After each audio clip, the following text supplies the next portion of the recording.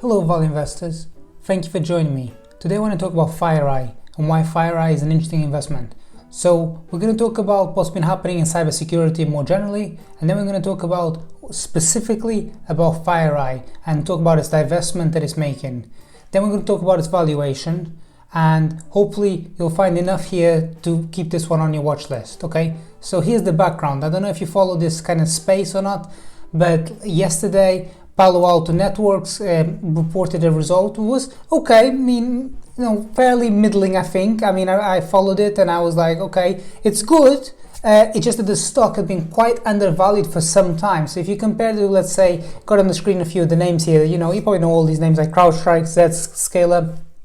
So compared to the other ones that are really, really expensive, Palo Alto are approximately 7 times forward sales. When they came out and they just kind of said, okay, we're doing slightly better than everyone thought, the stock you can see here is the bluish one right here, and the stock just popped, and it really kind of gained a lot of the ground that it'd been in the last 3 months, a bit of a laggard really. But the one here that's really standing out is this one at the bottom right here. So you can see that FireEye has been probably the only underperformer, the only company that the share price is actually low over the last 3 months in cybersecurity. I think that this is a bit unjustified. I think that if you actually spend some time thinking this through, there's actually quite a lot here that's compelling. So FireEye is divesting its operation. So it's going to get rid of its product business. This is like a hardware, low margin business, but highly cash flow generative. And it's going to just double down on its SaaS business. Within the SaaS business, at the moment, it's slightly more than 50%. Approximately 60% of the business is professional services, like consulting stuff. It's not like the kind of thing that investors really salivate over.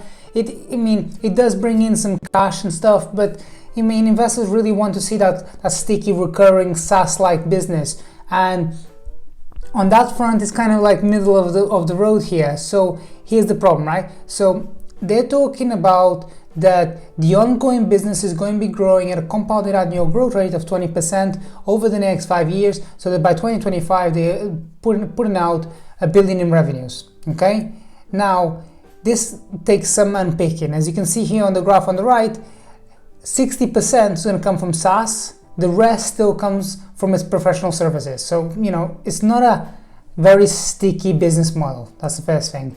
The second thing is that they're talking about growing at 20%, and you're looking at just for the platform itself, the growth rates at this moment. So if you just look at the ratable, this is like the really sticky subscription service, it's coming up 15%. They have some upfront as well that comes in on terms of the revenue that kind of smudges this out slightly, but for all intents and purposes, it's not growing that fast. So you can see that year over year, the platform business is only up 8%. The real, let's call it crown jewel, is the professional services that were up approximately 26% year over year. This is the green arrow right there. And so, for investors, it's like, okay, am I buying a cybersecurity company? Am I buying a consulting business? It's kind of like, and then you're getting rid of the hardware business, and it's just like, what am I really getting involved with here? Another problem here is that you can see non-GAAP operating margins are pointing towards the midpoint for the Q3, negative 28%. So you got a business that's not growing a lot, you got a business that's negative operating margins of 28%. So why should I even bother getting involved, right?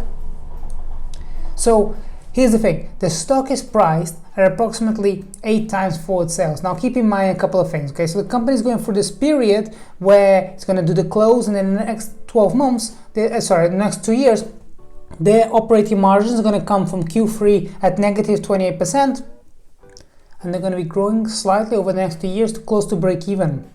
The goal for them is by 2025, when the ongoing business is making $1 billion in revenues, they're going to make approximately 20% operating margins. So this is what investors have to think about. So you're paying approximately 4 billion market cap for something that in 5 years time is going to be making you kind of $1 billion. So you're kind of playing a 4 times multiple many years out. For investors, that's not really attractive, right? And that's why what is interesting here is that the divesting the business, the hardware business, what's going to happen, they get 1.2 billion in cash coming in, so that makes its balance sheet a net cash position of approximately $1 billion. Of that, they still got approximately 430 million worth to repurchase shares. So this is going to be a kind of share repurchase story rather than really a fast-growing SaaS business.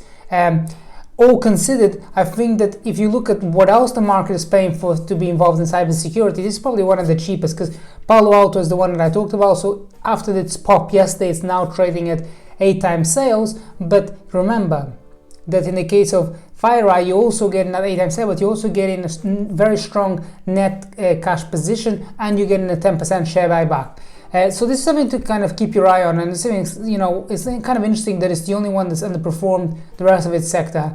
If you want to find out what kind of stocks I'm going to be deploying, I'm not going to be deploying here. If you want to know what kind of stocks I'm deploying into, check out my marketplace. It's called Deep Value Returns, and you're welcome to do a totally free trial to see if it suits you, and you have really no reason not to get involved. I'm not going to replace you. That's not what I'm about. I'm just a place for you to kind of get 1 or 2 ideas and say, okay, that works for me, and I want to complement my portfolio of that. Sometimes you're busy, you haven't got enough time to kind of source ideas, to do the due diligence, and I follow tons of companies. I'm kind of looking around and see what's valuable and what's not, and I'm very selective. And it's really just a place for you to kind of come in, chat in the chat room, and we have a growing investment community. And you're welcome to check out my reviews on Seeking Alpha. You can see loads of 5-star reviews for my service.